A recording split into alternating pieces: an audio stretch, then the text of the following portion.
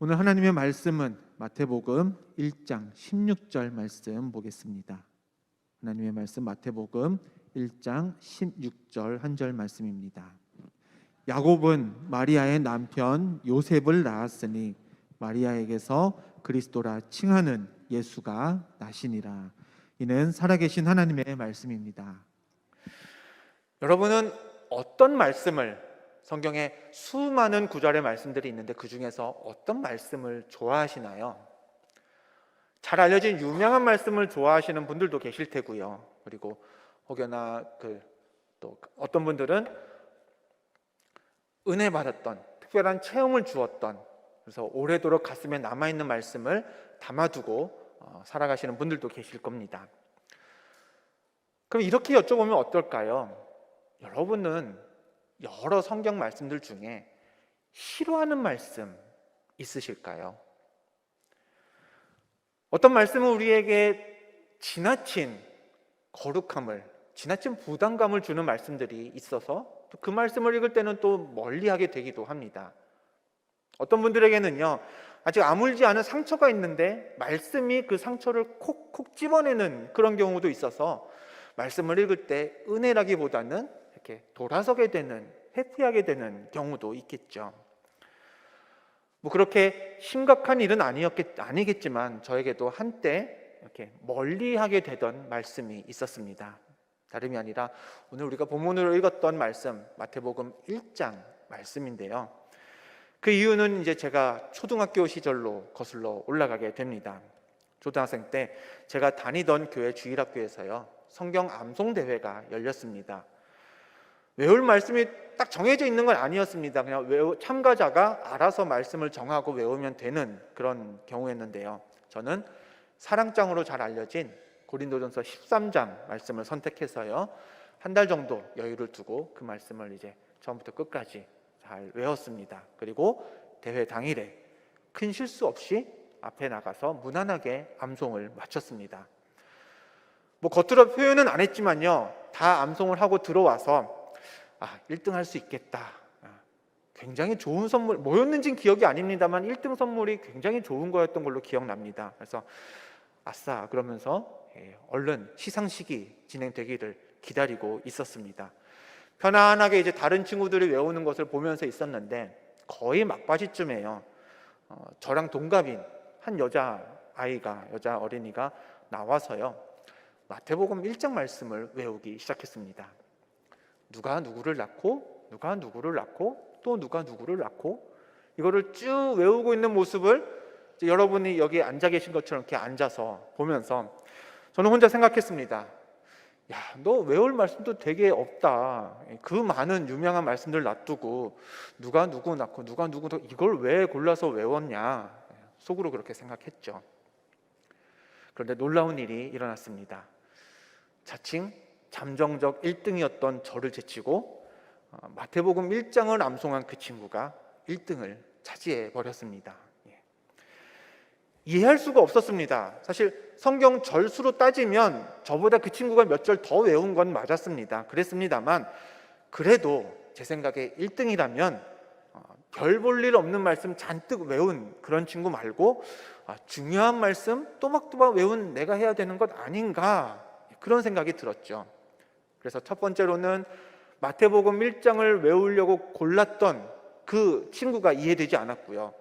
2차적으로는 그 말씀을 외운 친구에게 1등을 준 선생님들도 이해가 되지 않았습니다. 저와 비슷한 생각을 가지신 분들 혹시 이 자리에는 안 계실까요? 신약의 포문을 여는, 예수 그리스도를 통한 하나님의 구원의 역사를 시작하는 이 신약성경 마태복음 1장, 이 귀한 위치에 왜 이런 얼토당토 않는 족보가 자리 잡고 있을까? 이런 족보가 도대체 무슨 은혜가 되길래 하나님의 오랜 그 역사의, 구원의 역사의 첫 출발이 이런 족보로 시작이 될까?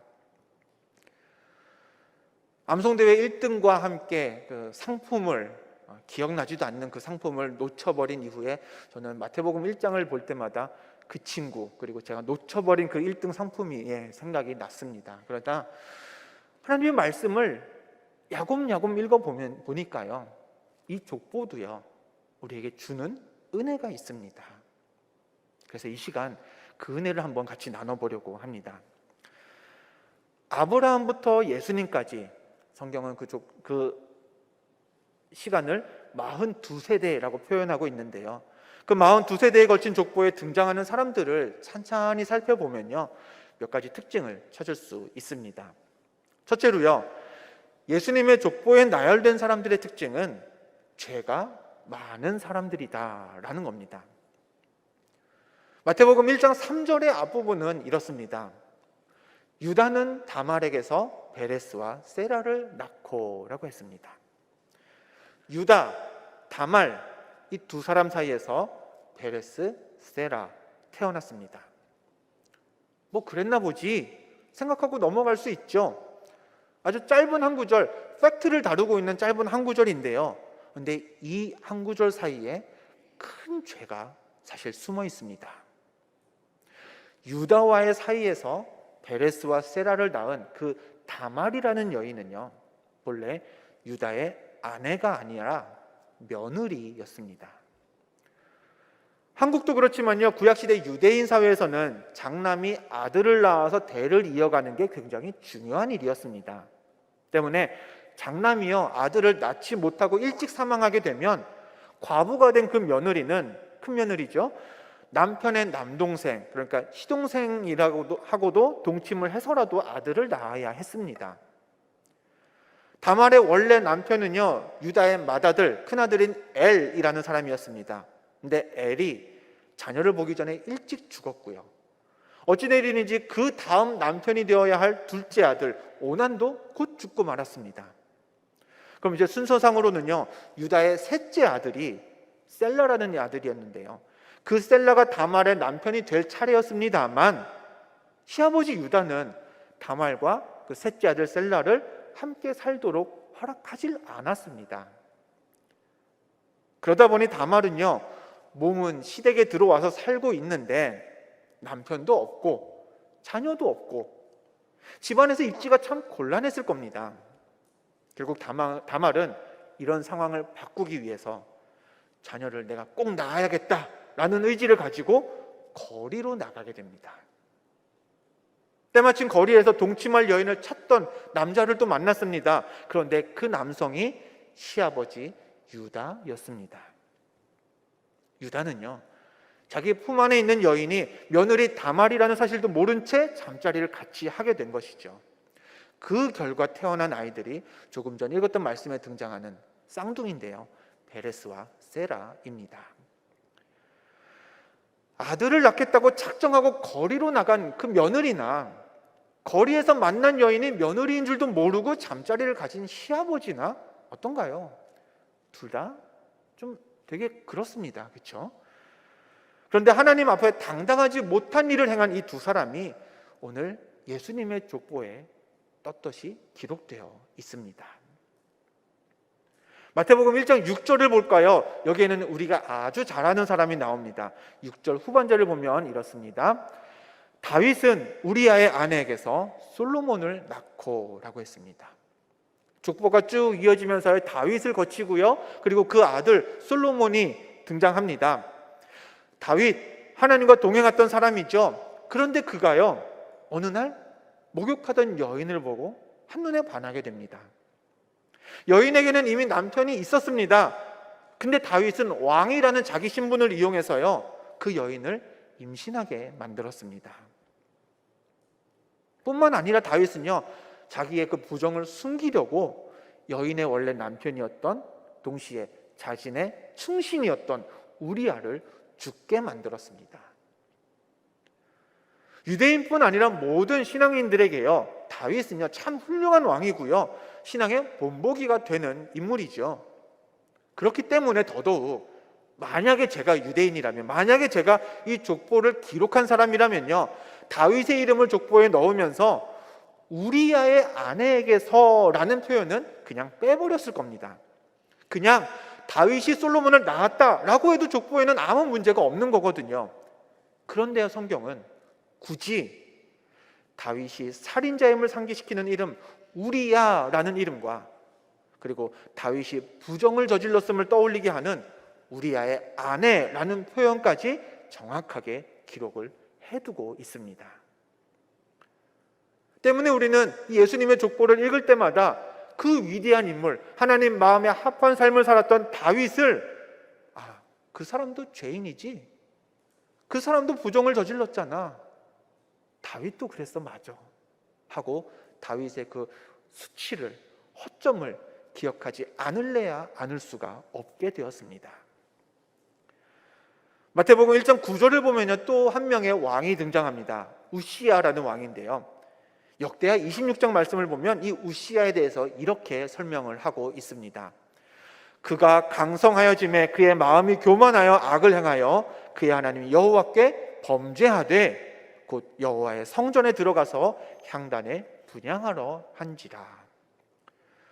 우시아의 행적을 기록하고 있는 단 한 절의 말씀입니다만 우리는요, 이 말씀에서 우시아 역시 하나님 앞에 죄가 있었음을 알 수 있습니다. 구약시대에요, 제단에서 분향하는 건요 딱 한 사람만 할 수 있었습니다. 누구죠? 제사장만 할 수 있는 일이었습니다. 그런데 교만해진 우시아는 자기가 그 일을 하려고 했고요, 그 일로 우시아는 죽을 때까지 한센병, 그러니까 나병 환자로 살아야 했습니다. 마태복음 1장 9절을 보면요, 이 우시아의 손자 아하스라는 왕도 등장을 합니다. 제가 속해 있는 한국의 감리교단에서는 목사 안수를 받기 전에 3년 동안 1년에 한 번씩 전도사님들이 성경 시험을 치릅니다. 구약과 신약을 통틀어가지고 성경 이제 시험을 보게 되는데, 그 시험을 통과하려면요, 교단에서 이제 문제집을 미리 만들어서 배포를 합니다. 두꺼운 책 한 권인데요, 그 문제집을 다 공부를 해야 그 안에서 나오는 문제들을 이제 풀 수 있습니다. 그 문제집을 보면 이런 문제가 있습니다. 보기가 5번까지 있는 객관식 문제인데요, 이렇습니다. 다음 중 다른 네 왕과는 달리 여호와 보시기에 악을 행하여 우상을 부어 만들고 제사하며 이방 사람들의 가증한 일을 본받았던 악한 왕은 누구입니까? 지금 우리가 아하스 얘기를 하고 있었으니 정답은 물론 5번 아하스입니다. 어떤가요, 여러분? 기왕에 내 기록이 세상에 남는다면, 내가 세상에 좀 소개된다면 누구나 좀 좋은 내용으로 기록되고 소개되기를 바랍니다.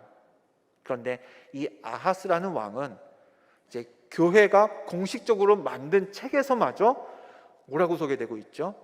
여호와 보시기에 악을 행한 왕, 우상을 만들어서 제사한 왕, 이방의 가증한 일을 본받았던 악한 왕이라고 아주 철저하게 나쁜 왕으로 소개되고 있습니다. 이렇게 마태복음 1장을 족보를 보다 보면요, 죄 있는 사람들이 참 많이 나옵니다. 똑같은 일이 오늘 터졌다면 세상이 얼마나 시끄러워졌을까요? 지금 한 나라의 리더가 다윗과 같은 죄를 저질렀다면 아마 온 뉴스가 그 소식으로 도배됐을 겁니다. 하나님이 세우신 리더가 저질렀다고는 도저히 생각되지 않는 죄, 그런 죄를 저지른 죄인들이 예수님의 족보에는요, 한 명, 두 명이 아니라 여러 사람 등장합니다. 또 예수님의 족보의 두 번째 특징은 이겁니다. 약점과 허물 있는 사람들이 많다는 점이죠. 우리는요, 아브라함을 믿음의 조상이라고 부릅니다만 사실 아브라함도요, 꽤나 연약한 사람이었습니다. 창세기 20장을 보면요, 그랄이라는 지역에 살던 아브라함은 아내 사라가 굉장히 예쁘다는 사실 때문에 걱정을 합니다. 좀 정확히 얘기하면요, 아내가 예뻐서 아내 걱정을 하는 게 아니라 예쁜 아내를 둔 자기 걱정을 했습니다. 그랄 사람들이 예쁜 자기 아내를 차지하려고 남편인 자신을 죽일까 봐 염려한 거죠. 꾀를 낸 아브라함은요, 아내를 누이 동생이라고 소문내며 다녔습니다. 아니나 다를까 얼마 후 그 그랄 지역의 왕 아비멜렉이 사라에게 반해서 그녀를 데려갔고요, 아브라함은 아내를 데려가는 아비멜렉에게 아무런 저항도 하지 못했습니다. 자기 좀 살겠다고 아내에게 여보, 여동생인 척 좀 해줄래? 라고 부탁하는 남자, 권력 있는 남자가 자기 아내를 데려가 버려도 아무 말도 못하는 남자, 우리 여자분들에게 여쭙겠습니다. 이런 남편을 사람들이 믿음의 조상이야 그러면서 치켜 세우면 여러분은 가만히 계시겠습니까? 예수님의 족보에는요, 야곱도 나옵니다. 야곱 어떤 사람인가요? 축복기도 한번 받으려고 형도 속이고 아버지도 속였죠. 잔머리가 기가 막히게 돌아갑니다. 간사하기도 합니다. 욕심도 참 많았습니다. 야곱과 관련된 창세기 말씀을 읽다 보면요, 꾀부리고 치사하게 나오는 야곱보다 오히려 우직하고 원칙밖에 몰라서 피해본 그 형 에서가 인간적으로 더 끌리기도 합니다. 이렇게 예수님의 족보에 등장하는 많은 사람들은요, 사실 남자들입니다. 가부장 문화가 고대에 지배했기 때문에 족보는요, 사실 남자를 중심으로 기록되는 게 당연했습니다. 그런데요, 예수님의 족보에는 특이하게 여자의 이름도 적지 않게 등장합니다. 그러면 한번 좀 소망을 가져보아도 되지 않을까요? 남자만 다루고 있는 족보에서 이름이 거론된 여성이라면 뭔가 좀 대단하고 특별한 사람들이니까 기록되지 않았을까 싶은 생각도 들죠. 마태복음 1장 5절에요, 대표적인 여인 두 사람이 등장합니다. 한 사람은 라합, 한 사람은 룻입니다.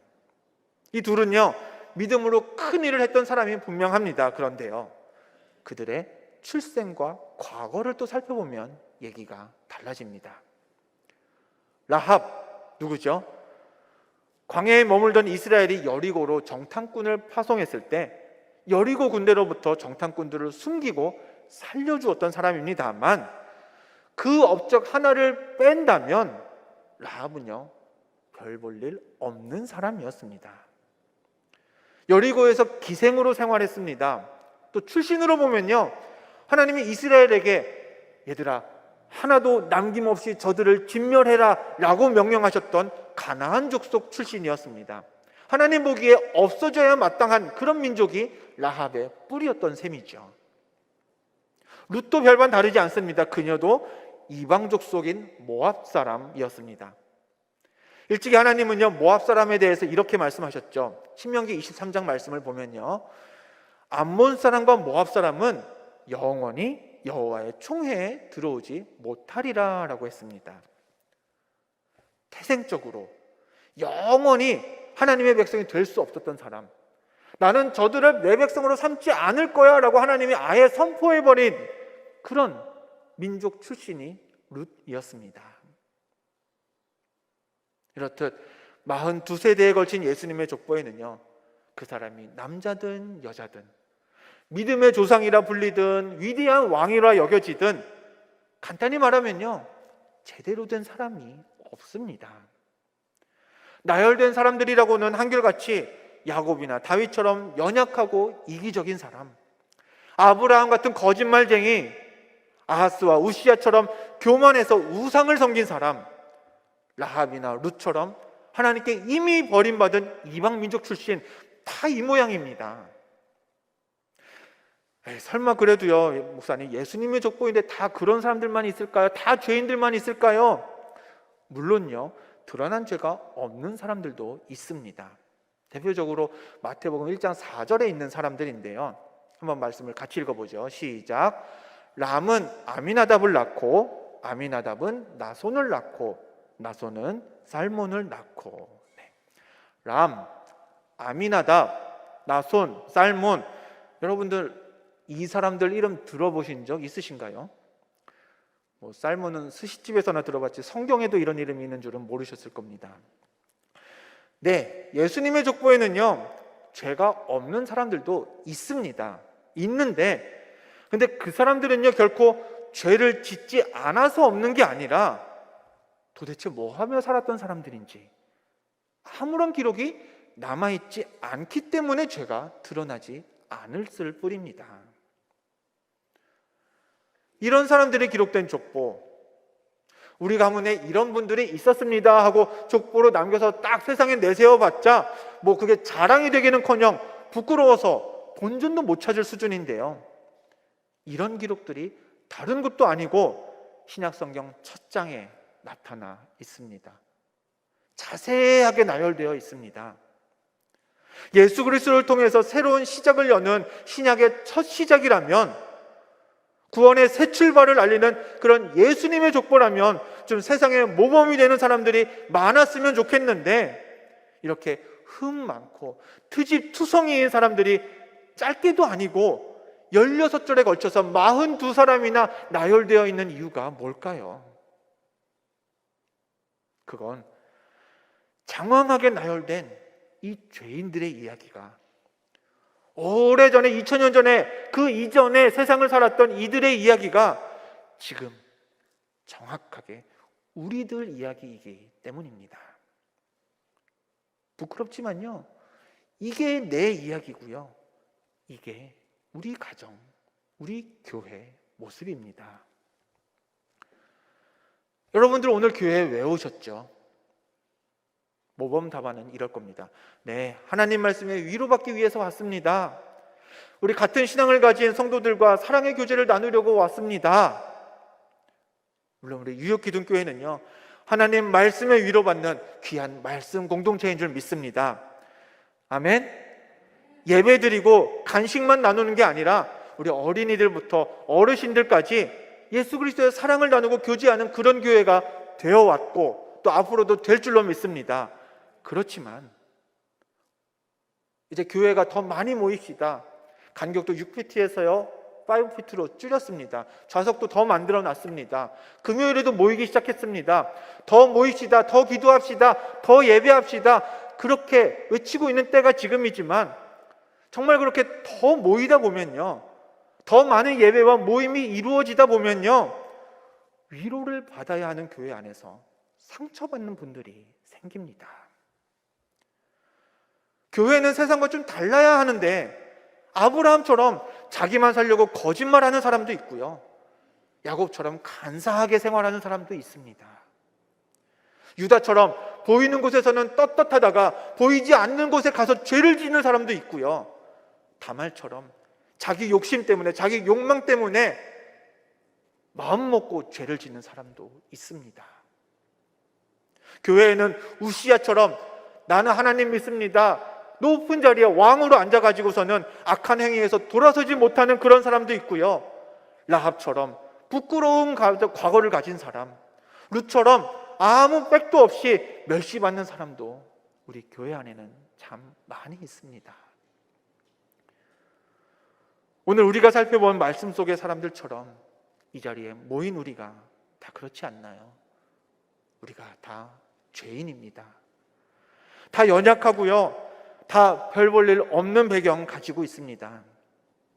그런데 이 모든 사람들, 이 죄인들, 이 연약한 사람들이 하나님의 사람, 하나님의 일꾼으로 변화되는 방법이 하나 있습니다.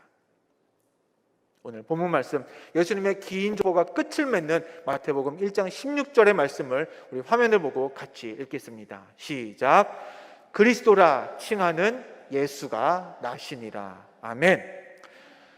그리스도는요, 왕, 메시아, 구원자라는 뜻입니다. 그리스도라 칭하는 예수가 나셨다라는 이 말씀이 없다면, 즉 구원자 예수 그리스도가 이 사람들의 혈통에서 나지 않았다면 죄 많고 연약하고 허물 많은 이 마태복음 1장의 족보에 기록된 모든 사람들은요, 하나님의 새로운 언약을 풀어가는 신약 성경의 제일 첫머리에 이름이 기록될 이유가 하나도 없는 사람들인 겁니다. 딱 하나의 이유, 예수가 그리스도시다 라는 것을 드러내기 위해 이 사람들이 여기 담겨져 있는 것이죠. 살펴본 많은 사람들처럼 우리도 죄에 무너집니다.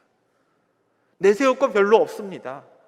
예수님 족보에 등장하는 사람들이랑 다른 게 없습니다. 그러나 우리를 통해서 그리스도라 칭하는 예수님의 뜻이 이 땅에 드러난다면, 우리를 통해서 그리스도라 칭하는 예수님의 나라가 이곳에 이루어진다면 우리가 여기 모여 하는 이유가 세워지는 것이고요, 우리가 이 땅을 살아가는 이유가 거기에서 생겨남을 믿어야 합니다. 하나님과 가까워지려고 하는데 끊어지지 않는 죄와 허물 때문에 힘드신가요? 괜찮습니다. 아브라함도요, 야곱도요, 그리고 우리가 그렇게 위대하게 여기는 다윗도요, 우리 같은 죄인이었습니다. 저들도 부끄러워했고 저들도 괴로워했습니다. 그러나 죄인이었던 그들이 예수 그리스도를 탄생하게 하는 하나님의 역사에 참여했습니다. 그렇다면 우리도 예수를 그리스도라고, 예수님이 내 구원자시라고 고백하는 그 믿음만 잃지 않으면 하나님의 놀라운 계획 속에서 하나님의 일꾼으로 쓰임받으실 줄을 믿으시길 바랍니다. 저는 아무런 자랑거리도 없고요, 내세울 것도 없습니다. 돈도 없고요, 재능도 없고요, 하는 일도 잘 안 되는 것 같습니다. 그래서 좌절하고 낙심하시는 분 계신가요? 라합도 그랬고요, 룻도 그랬습니다. 기생이었고요, 이방 민족이었습니다. 일찌감치 남편을 잃어서 경제적인 능력치가 정말 제로였습니다. 꽝이었습니다. 그러나 그들도 구원자 예수 그리스도를 낳는 위대한 하나님의 역사에 동참했습니다. 그러므로 지금은 가진 것 없을지라도, 내세울 것 없을지라도 예수를 그리스도라 믿는 그 믿음만 있다면 하나님께서 우리를 잊지 않고 하나님 나라를 이루는 일에 사용하심을 믿으셔야 합니다. 예수를 그리스도라 믿는 그 믿음이면 됩니다. 예수님의 족보에 기록된 사람들과 우리는요, 아무것도, 정말 아무것도 다르지 않습니다. 그들도 죄인, 우리도 죄인. 그들도 연약했고 우리도 연약합니다. 그들도 가진 것 없었고요, 우리도 가진 것 자랑할 것 없죠. 그러나 죄인이고 연약하며 가진 것 없는 자들을 하나님은 구원의 새 역사를 위해 사용하셨습니다. 그러면 이제 그 하나님께서 이 시대, 이 땅에 하나님의 나라를 확장하는 일에 예수는 그리스도시다라는 믿음을 가진 우리를 통해서 우리를 사용하시고 우리를 똑같이 그와 같은 역사에 쓰실 줄을 믿으시길 바랍니다. 하나만 기억하면 됩니다. 예수는 그리스도다. 예수님은 나의 구원자다. 예수님은 내 죄를 용서하셨고 천국의 소망을 보이셨다. 예수는 그리스도라는 그 믿음 가지고 살면서 아브라함이 행했던 것처럼, 다윗이 쓰임 받았던 것처럼, 그리고 예수님이 이 땅에 오셔서 일하셨던 것처럼 우리에게 주어진 한평생 하나님의 쓰임 받는 자녀로, 내가 무엇했기 때문이 아니라 예수를 그리스도로 믿는 그 믿음으로 쓰임 받는 하나님의 귀한 자녀 되시기를 주님의 이름으로 간절히 축원드립니다. 축원드립니다. 기도하겠습니다. 하나님, 아브라함부터 시작된 42세대의 역사는 거룩하지도 않았고 또 건전하지도 않았습니다. 그러나 하나님은 예수 그리스도를 통한 구원의 사역에 저들 모두를 사용하셨습니다. 하나님, 우리도 그렇습니다. 신앙생활 한다고 하지만 거룩하거나 모범이 되기보다는 여전히 연약하고 허물 많은 죄인에 불과합니다. 그러나 이런 우리가 예수를 그리스도라 고백하는 믿음의 주인공 되기 원하오니 예수님이 내 구세주라는 그 믿음 하나로 하나님의 놀라운 계획에 참여하는 그런 주의 백성들 되게 하여 주옵소서. 예수 그리스도의 이름으로 기도하옵나이다. 아멘. 우리 함께 들으신 말씀대로요, 예수는 그리스도다라는 고백, 찬양으로 하나님께 표현하도록 하겠습니다. 지존하신 주님 이름 앞에 찬양할 때에 준비하신 예물 드리겠습니다.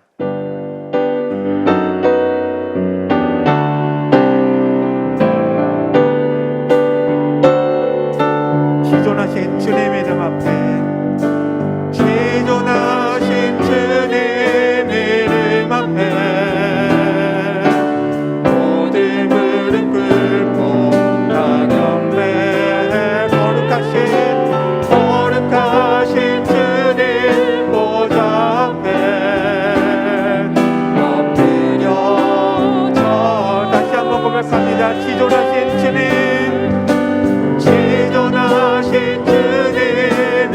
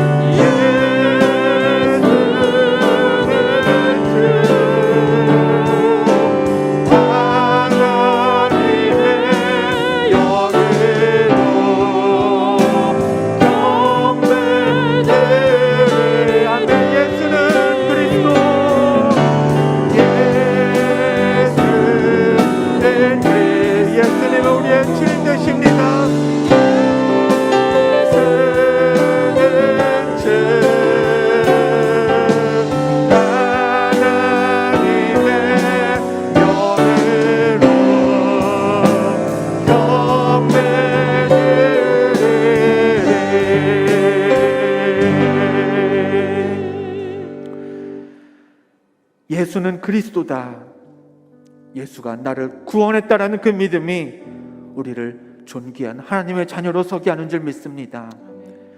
우리가 깨끗해서가 아닙니다. 우리가 무엇을 잘해서가 아닙니다. 우리가 이미 합당한 조건을 갖추었기 때문이 아닙니다. 예수님이 구세주라는 그 믿음이 우리를 그렇게 합니다. 세상을 사는 중에 소망을 찾기 쉽지 않지만 예수님이 그리스도 구원자시라는 그 믿음이 우리의 영원한 소망임을 고백합니다.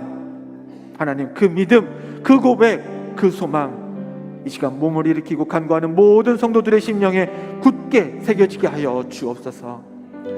지난 한 주도 세상에서 땀 흘려 일했습니다.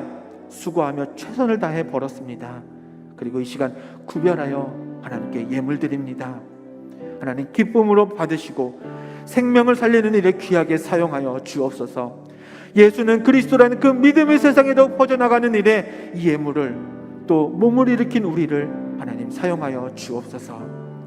적힌 기도의 제목들까지 들으시고 응답하시는 줄 믿습니다. 성도들의 삶 가운데 하나님께서 일하시는 흔적이 더욱더 깊이 묻어나게 하여 주옵소서.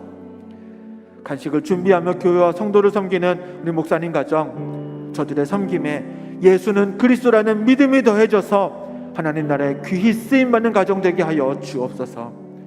섬김 받는 우리도 작은 섬김을 귀하게 여기며 감사하는 교회 되게 하여 주옵소서. 이제는 우리를 구원하신 예수 그리스도의 은혜와 아버지 하나님의 사랑하심과 성령님의 교통하심이, 예수는 그리스도라는 분명한 믿음 가지고 세상에 나아가 하나님의 자녀로서 넉넉히 세상을 이기리라 결단하는 뉴욕 기름교회 모든 성도들의 머리 위에, 저들의 가정 위에, 일터 위에 지금부터 영원토록 함께 하실 것을 간절히 축원하옵나이다. 아멘.